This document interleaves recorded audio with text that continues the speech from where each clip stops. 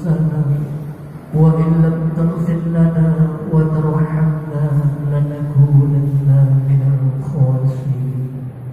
اللهم ربنا هب لنا من أزواجنا وذرياتنا قرة أعين واجعلنا للمتقين إماما.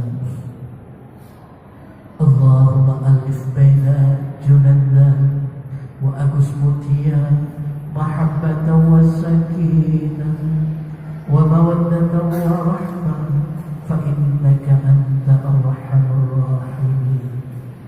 اللهم ألف بينهما كما ألفت بين آدم وحواء وجمع بينهما كما جمعت بين إبراهيم وحجر وسارة وأنس بينهما كما أنست بين موسى وصفوان وألف بينهما كما ألفت بين نبينا محمد صلى الله